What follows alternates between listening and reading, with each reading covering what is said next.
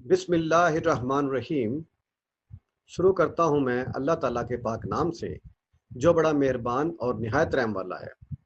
میں ہوں محمد عبد الرحمن صدیقی۔ یہ ہے فاؤنڈیشن کورس پارٹ 3۔ اب ہم آ جاتے ہیں رائڈر کی طرف۔ ہمارا ایک رائڈر ہے AIB۔ تو خدا نہ خواستہ ڈیتھ کی صورت میں اگر یہ رائڈر ہم نے پالیسی میں ایڈ کرا لیا تو ڈیتھ کی صورت میں ڈیتھ کون سی خدا نہ خواستہ ایکسیڈنٹ ڈیتھ ہے تو اس کی صورت میں سم انشورڈ اس میں پیبل ہے۔ یہ رائڈر لینے کے لیے کم سے کم عمر 18 سال ہے اور میکسیمم ایج کیا ہے رائڈر لینے کے لیے 55 ایئر ہے۔ اس کا ریٹ جو ہے وہ مختلف ہے پر تھاؤزینڈ میں۔ یہ 4 روپے سے لے کر 10 روپیز تک پر تھاؤزینڈ ڈپینڈنگ اپان آکوپیشن۔ خطرناک پیشہ ہے تو اس میں آکوپیشن ایکسٹرا بھی لگے گا اور اس کے ریٹ بھی بڑھ جائیں گے ساتھ ہی۔ اس میں کوریج جو ہے اگر چاہیں تو اس میں میکسیمم ایکسیڈنٹل کوریج جو ہے 1 کروڑ تک کی ہے، 10 ملین کی اس میں کوریج ہے۔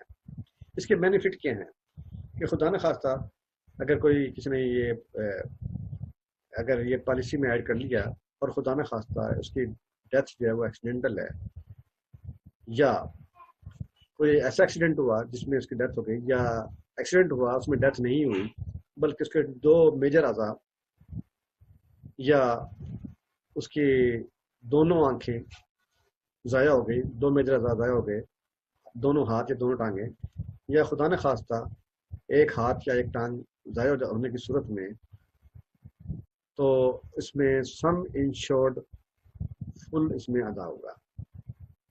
جتنا سم انشورڈ ہے وہ اس میں فوراً ادا کر دیا جائے گا۔ اگر وہ زندہ رہا تو اگلی قسطیں معاف ہو جائیں گی، ویوز ہو جائیں گی اور اس میں چوٹی کلیم بھی ملے گا اور وہ انفورس پالیسی بھی رہے گی۔ ڈیتھ کی صورت میں اگر ایکسیڈنٹ رہتا ہے تو سم انشورڈ پلس جب جتنی عرصہ پالیسی کے لیے اس کا جو بونس اس میں ایڈ ہوا ہے وہ اس میں ادا کر دیا جائے گا۔ اس میں ایک سہولت یہ بھی ہے کہ لاس آف اینی لمس کہ خدا نہ خواستہ اگر اس میں ایک ہاتھ یا ایک ٹانگ اس میں وہ ضائع ہو گئی جو دوبارہ ریکوریبل نہیں ہے تو ایسی صورت میں سم انشورڈ کا 50% ادا کر دیا جائے گا۔ آگے وہ کس نے پے کرے گا، پالیسی انفورس رہے گی اور چوٹی کے بھی لے گا۔ اور اس میں خدا نہ خواستہ ایکسیڈنٹ کی صورت میں ایک آنکھ کی بینائی ضائع ہوتی ہے تو اس میں سم انشورڈ کا 1/3 ادا کر دیا جائے گا۔ وہ آگے انسٹالمنٹ پے کرے گا اور چوٹی کے لے گا۔ اور لاس آف تھمس یعنی کہ اگر خدا نہ خواستہ ایکسیڈنٹ کی صورت میں تھم یا یہ جو کہتے ہیں ہم اسے کہتے ہیں کہ انڈیکس فنگرز، یہ جو انگلی ہے یا یہ 2 ضائع ہونے کی صورت میں تو سم انشورڈ کا 1/4 ادا کر دیا جائے گا اور وہ آگے انسٹالمنٹ پے کرے گا اور آخر میں جب تک میچورٹی ہے یا جو بھی صورت ہے وہ اس کا کلیم لے لے گا۔ اگر خدا نہ خواستہ چوٹ لگ گئی اور اس میں ٹوٹل ڈسیبلٹی آ گئی، وہ کام کرنے قابل نہیں رہا، اپنے کام پہ نہیں جا سکتا، تو ایسی صورت میں 5 روپیز پر 1000 سم انشورڈ اس کو ہم میکسیمم 52 ویکس کے لیے ادا کر سکتے ہیں۔ کہ فرض کیا 10 لاکھ کی پالیسی ہے اور اس کو ڈسیبلٹی آ گئی ہے، وہ جانے قابل نہیں رہا، کوئی ایسا فریکچر ہوا ہے کہ وہ کام پہ نہیں جا سکتا، تو 5000 روپیہ پر ویک اس کو بیڈ ریسٹ ملے گا ٹل 52 ویکس کے لیے، جب تک وہ ریکور نہیں ہوتا، ٹھیک ہے نہیں۔ اگر پارشل ڈسیبلٹی ہے تو اس کا ریٹ جو ہے 1.25 پر 1000 روپیز ہے۔ اور یہ بھی دیکھیں گے اس کی نوعیت کہ یہ بھی میکسیمم جو ہے 52 یہ ویکس میں یا اس سے پہلے یہ ختم ہو جائے گا۔ اگر اس میں پرماننٹ قسم کی ڈسیبلٹی ہے یا ٹوٹل ڈسیبلٹی آ گئی ہے، اب وہ ریکور نہیں ہو سکتی، یہ رقم ادا کرنے کے بعد تو ہم اس میں اینول پیمنٹ کریں گے 10% آف سم انشورڈ کا جو میکسیمم پیریڈ ہے 10 سال کے لیے۔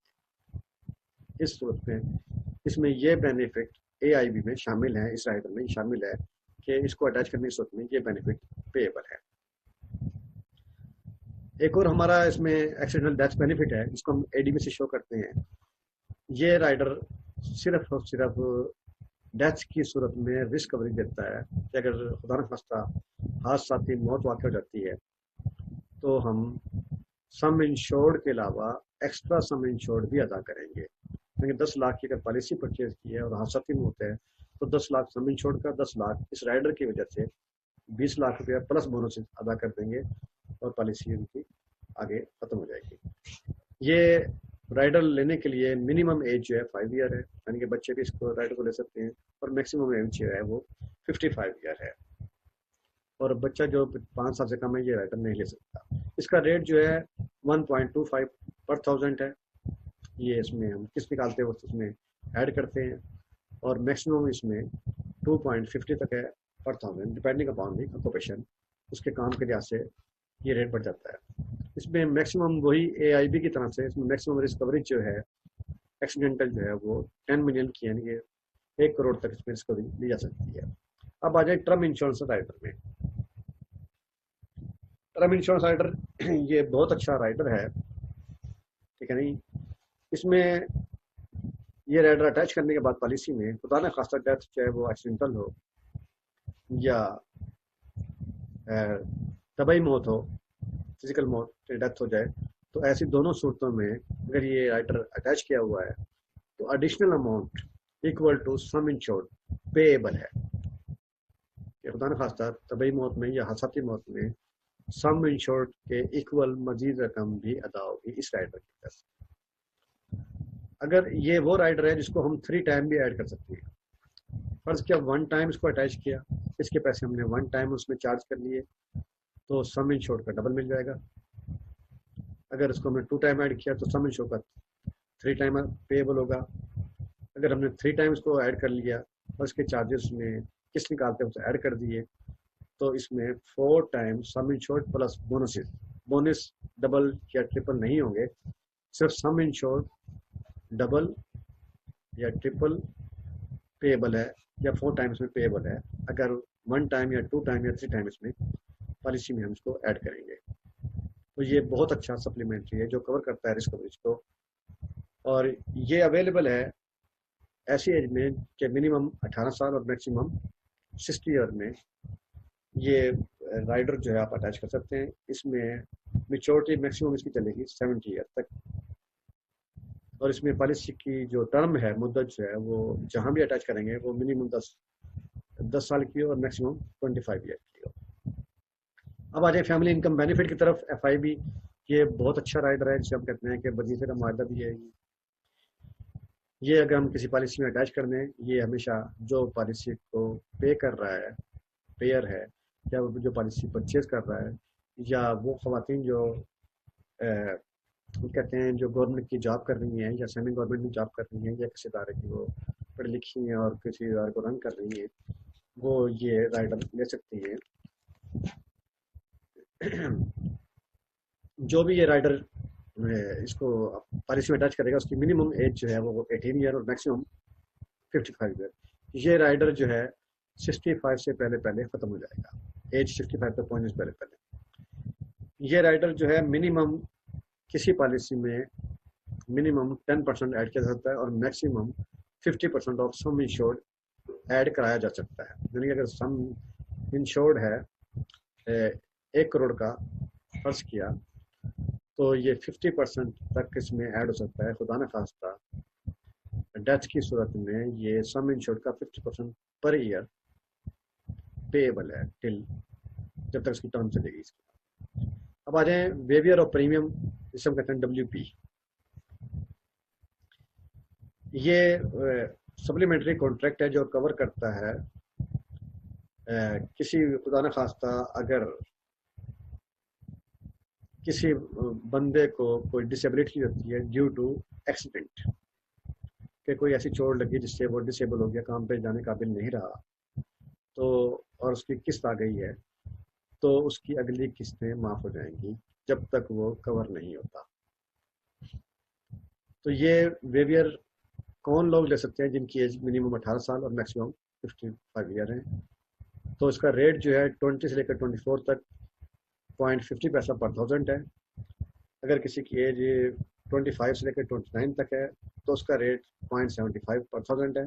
اگر کسی کی ایج 30 سے ابو ہے یا 30 ہے تو 1 روپیز پر 1000 ہم انسٹالمنٹ بناتے ہیں اس میں ایڈ کر دیں گے. اسپیشل ویویئر آف پریمیم جسے ہم کہتے ہیں WSWP، یہ وہ سپلیمنٹری رائڈر ہے جو کسی پالیسی میں ایڈ کیا جاتا ہے اور یہ کور کرتا ہے ڈسیبلٹی کو ڈیو ٹو ایکسیڈنٹ یا کسی ڈیزیز کی وجہ سے کوئی ڈسیبلٹی، جیسے ہم کہہ سکتے ہیں کہ فالج ہے، ٹھیک ہے نہیں، جو فزیکلی ڈیزیز ہے کوئی ایسی، تو اس کی وجہ سے بندہ کام کرنے قابل نہیں رہتا، تو درمیان میں اگر پریمیم آتا ہے جب تک وہ موجود ہے جس کی وجہ سے وہ ڈسیبل ہے، تو جب بھی اگلے پریمیم آئیں گے تو وہ سارے کے سارے ویو ہو جائیں گے جب تک وہ ریکور نہیں ہوں گے. یہ رائڈر جو ہے وہ لوگ لے سکتے ہیں جن کی عمر منیمم 20 ایئر اور میکسیمم کیا ہو 55 ایئر. یہاں پر ہم نے میڈیکل چارٹ دیا ہے کہ اگر آپ پالیسی پرچیز کرنا چاہیں تو وہ کتنے کی پالیسی کس ایج تک لے سکتا ہے، اس کی ریکوائرمنٹ میڈیکل ریکوائرمنٹ کیا ہو. اگر کوئی بھی پالیسی ہولڈر 6 لاکھ تک کا بیمہ پرچیز کرنا چاہتا ہے، اگر اس کی عمر 18 سے 40 سال کی عمر کی ایج ہے، تو اگر وہ اسٹینڈرڈ کیس ہے تو وہ نان میڈیکل فارم فل کرے گا اور اس کا بیمہ آرام سے ہو سکتا ہے.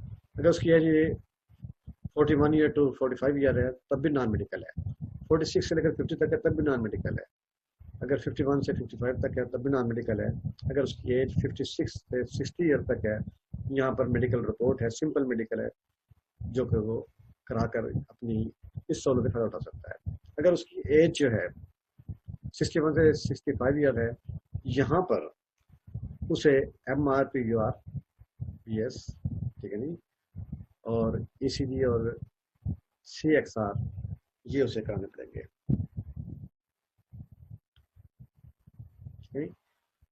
یہاں پر یہ چارٹ کی مدد سے آپ جس ایج میں آتے ہیں جتنا سم انشورڈ میں چاہتے ہیں، یہ سم انشورڈ ہم نے یہاں پر یہ سم انشورڈ ہے، سم آف رسک یہ رہے گا، اور اس کے لیے بیمہ کا حاصل کرنے کے لیے جو ایجز ہیں اس کی ریکوائرمنٹ یہ دوسری طرف آ جاتی ہیں، تو یہاں اس کے مطابق دے سکتے ہیں. یہاں یہ بڑی سہولت رہی ہے کہ 25 لاکھ سم انشور سے لے کر 40 لاکھ تک اگر بندے کی یہ لینا چاہتے ہیں اور اس کی ایج 18 سے 40 ایئر ہے تو تب بھی اس کا نان میڈیکل ہے. اگر اس سے زیادہ 41 ہے، آگے ریکوائرمنٹ لکھی ہوئی ہیں وہ پوری کرتا جائے اور اس کی ریکوائرمنٹ کو پورا کرنے کے بعد بیمے کی سہولت سے یہ لوگ فائدہ اٹھا سکتے ہیں. Chapter number 8 underwriting. Underwriting سے مراد ہے the process of assessing risk and setting an appropriate premium, یعنی کہ یہ ایک ایسا پروسیس ہے جس کے تحت خطرات یعنی کہ رسک کا اندازہ لگایا جاتا ہے اور ان خطرات کو مد نظر رکھ کر انشورنس کے لیے مناسب پریمیم طے کیا جاتا ہے. تو اس پروسیس کا نام کیا ہے؟ انڈر رائٹنگ ہے. اور the person who decide whether a person is insurable or not, وہ شخص جو کہ یہ فیصلہ کرتا ہے کہ یہ شخص انشورنس کے قابل بھی ہے یا نہیں ہے، اگر ہے تو کن شرائط پر، اسے ہم کیا کہتے ہیں؟ اسے ہم کہتے ہیں کہ وہ انڈر رائٹر ہے. اب یہاں پر ہم اس کے 2 آسپیکٹ دیکھیں گے انڈر رائٹنگ کے، جو کہ فیلڈ کا جو انڈر رائٹر ہے وہ ان 2 آسپیکٹ کو سامنے رکھ کر ڈیسائڈ کرتا ہے کہ اس کو ہم نے سلیکشن آف رسک میں رکھنا ہے. تو پہلا آسپیکٹ وہ ہے فائنینشیل آسپیکٹ، دوسرا جو ہے وہ ہیلتھ کا ہے. فائنینشیل میں آسپیکٹ میں ہم نے دیکھنا ہے کہ کہیں قسط جو ہے اس میں یا بیمہ جو ہے یہ اوور سیلنگ تو نہیں ہو رہا، تو یہ مد نظر رکھے گا فیلڈ کا انڈر رائٹر. اور نمبر 2 پر وہ دیکھے گا کہ کہیں ایسا تو نہیں کہ انڈر سیلنگ ہو رہی ہو، تو ان دونوں کو وہ مد نظر رکھتے ہوئے اس کی قسط کا یا سم انشورڈ کا تعین کرے گا. دوسرا جو آسپیکٹ ہے وہ ہے ہیلتھ کا آسپیکٹ. تو فیلڈ انڈر رائٹر یہ بھی دیکھے گا ساتھ اس کے کہ آیا یہ اسٹینڈرڈ رسک ہے یا سب اسٹینڈرڈ رسک ہے یا ان انشورڈیبل رسک ہے. ان تینوں میں سے جو بھی رسک ہے اس کو سامنے رکھ کر وہ ڈیسائیڈ کرے گا کہ اس کو پالیسی اگر دینی ہے یا انشورنس ہم نے جو ہم نے اس کو کور دینا ہے انشورنس کا، تو وہ کتنا سم انشورڈ چاہیے اور کتنی اس کی قسط ہونی چاہیے. اب ان جو ہم نے بات کی ہے رسک کی، تو اس کو ہم نے کیٹیگریز میں چینج کیا ہے. یاد رکھیے کہ لائف پرپوز کو ہم نے ان تینوں میں سے کسی ایک کیٹیگری میں رکھنا ہے. یہ تینوں کیٹیگری جو بنائی گئی ہیں اس میں ایج، ہیلتھ اور فیملی ہسٹری اور ادر رسک کو سامنے رکھتے ہوئے یہ 3 کیٹیگریز بنائی ہیں. پہلی کیٹیگری اس کی یہ ہے کہ اسٹینڈرڈ رسک سے مراد یہ ہے کہ نارمل لائف اگر ہے اس کی اور وہ کوئی نارمل پیشہ ہے اس کا، تو اس پر کوئی ایکسٹرا رسک ہم اس کو کور نہیں کریں گے، اس میں کوئی اس میں ایکسٹرا رسک نہیں ہے، یہ اسٹینڈرڈ کیس ہوگا۔ اور سب اسٹینڈرڈ رسک کا مطلب یہ ہوا کہ وہ رسک جس میں ہیلتھ پرابلم آ سکتی ہے، جس میں پروفیشن کا پرابلم آ سکتا ہے، تو یہاں پر اس سے ہم ایکسٹرا ریٹنگ میں اسے کنسیڈر کرتے ہوئے اس کا کیس جو ہے کلوز کریں گے۔ تیسرا جو رسک ہے وہ ہے ان انشورڈیبل، یعنی کہ اگر کوئی پالیسی ہولڈر، متوقع پالیسی ہولڈر کسی سیریس ایلنس میں انگیج ہے، یا کوئی ڈینجرس پروفیشن ہے، یا اس کی ایسی کوئی جاب ہے، یا پھر کوئی اس کی انلیگل ایکٹیویٹیز ہیں، تو اس کو ہم رکھیں گے ان انشورڈیبل رسک میں۔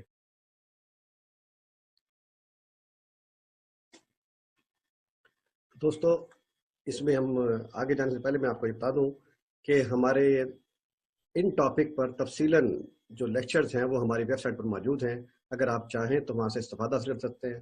اس کے علاوہ ویڈیو اور کتابی شکل میں بھی ہمارے لیکچر جو ہیں ہماری ریجنل ٹریڈنگ اکیڈمی یا زونل ٹریڈنگ اکیڈمی میں موجود ہیں، اگر آپ چاہیں تو وہاں سے بھی آپ استفادہ حاصل کر سکتے ہیں۔ شکریہ۔ Chapter number 9، insurance documents. اس انشورنس ڈاکومنٹ میں سب سے پہلے آئے گا پرپوزل فارم۔ پرپوزل فارم اسے کہتے ہیں جو کہ کوئی بھی پالیسی ہولڈر جو پالیسی پرچیز کرنا چاہتا ہے، وہ جو فارم فل کرے گا، جس پر وہ ایگریمنٹ کرے گا، وہ کہلاتا ہے پرپوزل فارم۔ پرپوزل فارم کی یہاں پر 3 پارٹ ہیں۔ فرسٹ پارٹ میں پرپوزر جو ہے اپنا نام، اپنا پیشہ، اپنا پتہ، وہ یہاں ڈیٹیل سے ذکر کرے گا کہ وہ کہاں رہتا ہے، کیا کرتا ہے، اور اس کی آمدنی کیا ہے۔ یہ فرسٹ پارٹ میں یہ اس میں شو کرے گا اپنے۔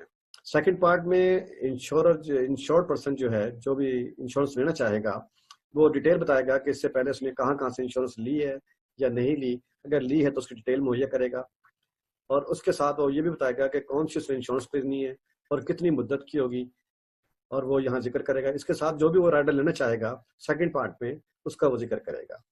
اس کے ساتھ ساتھ سیکنڈ پارٹ میں یہ بھی وہ یہاں پر اندراج کرائے گا کہ اس کا نومینی کون ہوگا۔ سیکنڈ پارٹ میں ہی اس کو اپنی ہیلتھ کے بارے میں پوری ڈیٹیل دینی پڑے گی کہ اس کی ہیلتھ کیسی ہے، کیا وہ کبھی بیمار ہوا کہ نہیں ہوا، تو وہ یہاں ڈیٹیل سے وہ ذکر کرے گا، اور وہ اپنی ہیلتھ کے ساتھ ساتھ فیملی ہسٹری بھی یہاں پر بیان کرے گا۔ پرپوزل فارم کا جو تیسرا پورشن ہے وہ ہے ڈکلیریشن کا، جہاں پر وہ سائن کرے گا اور تھم امپریشن کرے گا، یہاں ڈکلیئر کرے گا کہ وہ پہلے بیمار نہیں تھا، اور جو اس کی اسٹیٹمنٹ ہے وہ ساری کی ساری درست ہے، اس کی بنیاد پر اس کی پرپوزل کو ایکسیپٹ کر لیا جائے۔ ان ٹرم اینڈ کنڈیشنز کو دیکھتے ہوئے، اس کی تمام چیزوں کو فالو کرتے ہوئے، انشورر جو ہے وہ اس کو ایکسیپٹ کرتا ہے یا ریجیکٹ کرتا ہے، تو ایکسیپٹ کرے گا تو یہ ڈاکومنٹ کا ایک حصہ بن جائے گا پرپوزل فارم جو ہے۔ اب آ جائیں اس میں دوسرے جو ہے پرپوزل فارم میں کے بعد جو ہے وہ ہے فرسٹ ایئر پریمیم ریسیپٹ، یعنی کہ پہلی رقم وصول کرنے کے بعد ادارہ جو رسید جاری کرتا ہے اسے FYP ریسیپٹ کہتے ہیں، فرسٹ ایئر پریمیم ریسیپٹ۔ اس پر جو ہے وہ سٹیمپ لگی ہوتی ہے یہ، اور اس کے بعد جو ہوتا ہے رینیول پریمیم ریسیپٹ ہوتا ہے، یعنی کہ یہ رسید جو ہے ادارہ جو ہے کسی بھی پالیسی ہولڈر کو تب جاری کرتا ہے جب پالیسی ہولڈر جو ہے اپنی پالیسی کو برقرار رکھنے کے لیے جو بھی رقم ادا کرتا ہے اس پر یہ رسید جاری کی جاتی ہے۔ اس کے بعد آ جاتا ہے پالیسی ڈاکومنٹس۔ یہ ڈاکومنٹ جو ہیں اوریجنل ہوتے ہیں، اور اس پر تمام کے تمام ٹرم اینڈ کنڈیشن اس پہ درج ہوتی ہیں۔ یہ ایک لیگل کانٹریکٹ ہوتا ہے، اس پر پالیسی ہولڈر کی تفصیلات اور ادارہ جو اس کو ادارے پر جو لائبلٹیز عائد ہوتی ہیں یہ تمام کی تمام اس میں درج ہوتی ہیں۔ اس کے بعد آ جائیں انڈورسمنٹ فار آلٹریشن۔ پالیسی جاری ہونے کے بعد پالیسی ہولڈر کی طرف سے کوئی بھی آلٹریشن جو بھی ہوگی وہ جو کرائے گا اس کی جو انڈورسمنٹ ہے وہ اوریجنل ڈاکومنٹس میں لگے گی اور اس کی پرسنل فائل کے اندر بھی درج کی جاتی ہے۔ اس کے بعد آ جائیں کہ رینیول نوٹس۔ یہ جو نوٹس ہے کوئی بھی انشورر جو ہے وہ ریگولر اپنے پالیسی ہولڈرز کو یہ نوٹس جاری کرتا ہے بیفور منتھ، یعنی کہ ڈیو ڈیٹ سے 1 مہینہ پہلے۔ اور دیکھا جائے تو ادارے پر یہ قانونی لائبلٹی عائد نہیں ہوتی کہ وہ انفارم کرے، لیکن پالیسی ہولڈر پر یہ لائبلٹی عائد ہوتی ہے کہ وہ اپنی ڈیو ڈیٹ پر اپنی قسط کو ادا کرے، پھر بھی ادارہ جو ہے اس کو رینیول نوٹس بیفور ٹائم جاری کر دیتا ہے۔ اس کے بعد آ جاتے ہیں کہ بونس نوٹس کا. تو کوئی بھی ادارہ یا state Life insurance of Pakistan بھی اپنے پالیسی ہولڈر کو منافع کے بارے میں اس بونس نوٹس کے ذریعے باخبر رکھتی ہے کہ آپ کے کتنے بونس کتنی قسطوں کے بعد لگ چکے ہیں، یہ اپنا فرض سمجھتی ہے. اب آ جائیں ہم ڈیٹیل کے ساتھ. یہاں پر دیکھیں گے ہم کہ چیپٹر نمبر 10 کی طرف آ جائیں تو یہاں پر پالیسی ٹرم اینڈ کنڈیشنز ہیں کہ پالیسی کی کنڈیشنز کیا ہوتی ہیں.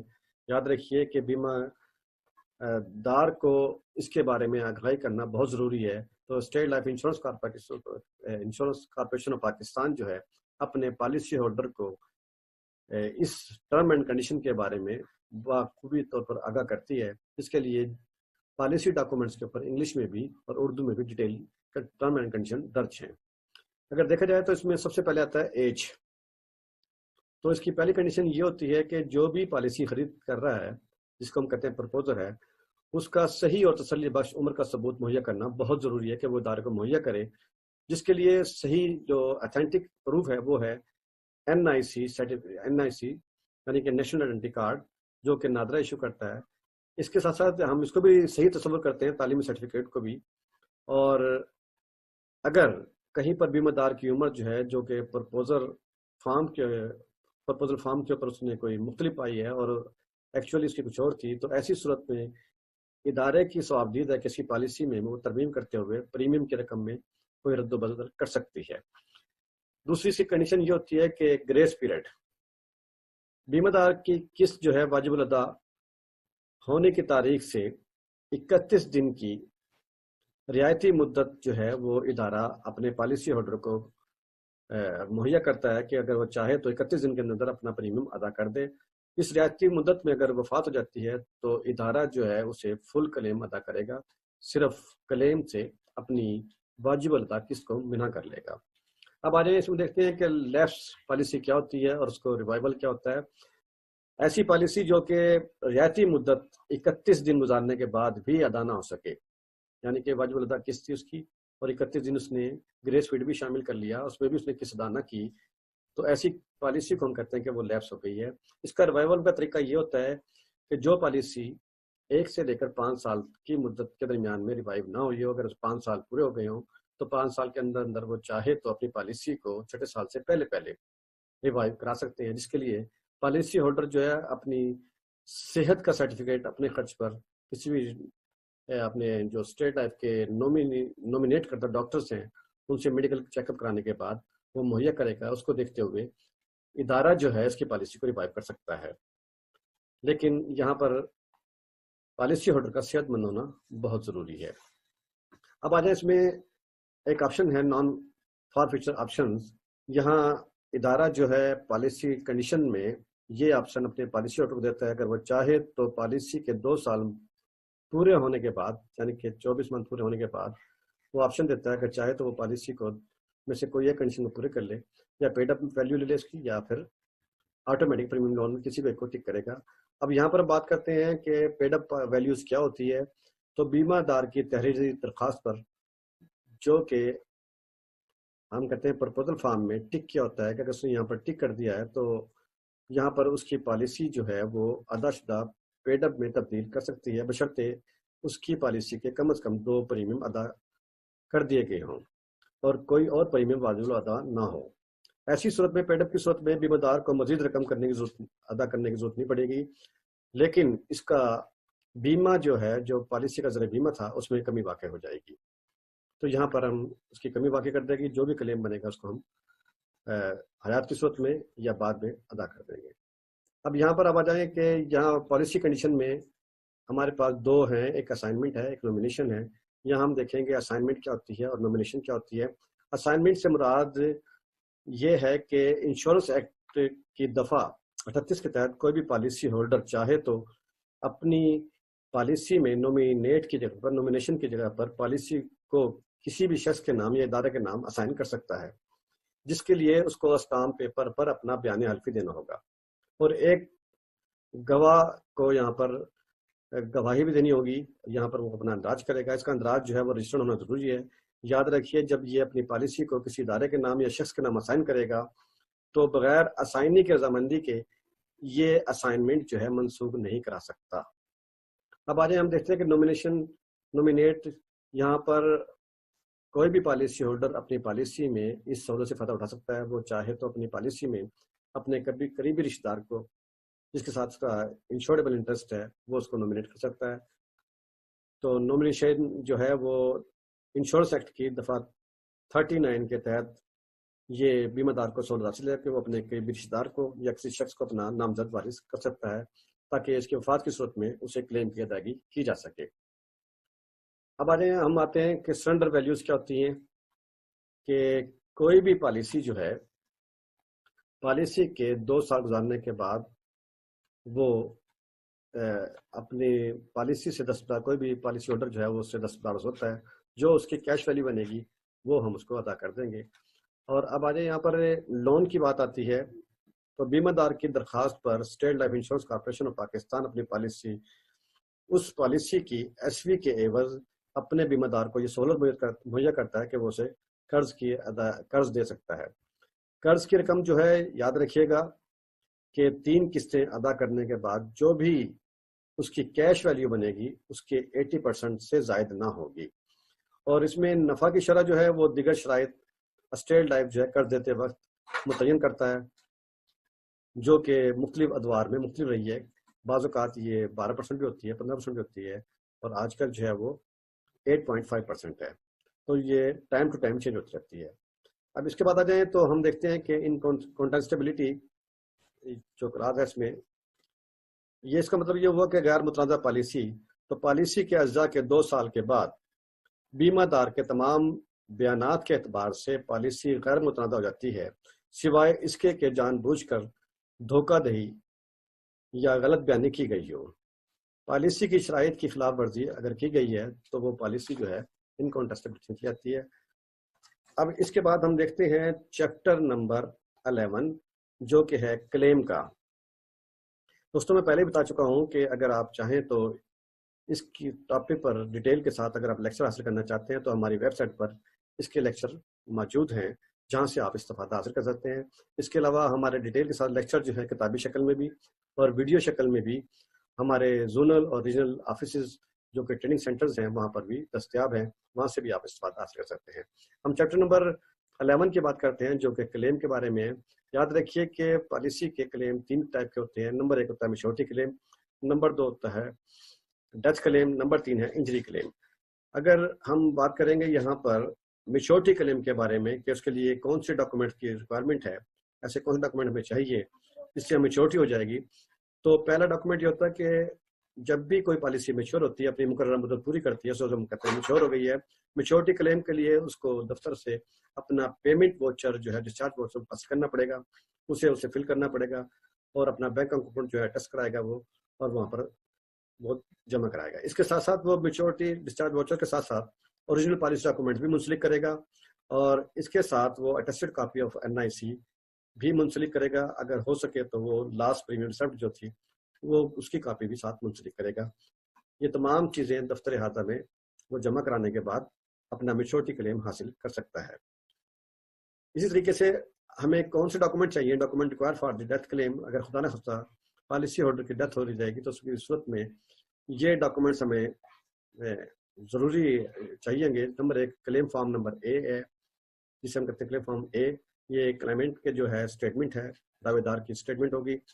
پھر فارم B جو ہے یہ last attested copy, attending copy جو کہ فزیشین رپورٹ ہے جو ڈاکٹر فل کرے گا، یہ بھی اس میں ساتھ دینی پڑے گی۔ اس کے ساتھ ہے فارم C، یہ سرٹیفکیٹ ہے آف آئیڈینٹیفیکیشن، کوئی بھی مہلے دار جو شناخت کرے گا کہ مرنے والا وہی شخص ہے جس کے نام پر یہ پالیسی جاری ہوئی تھی۔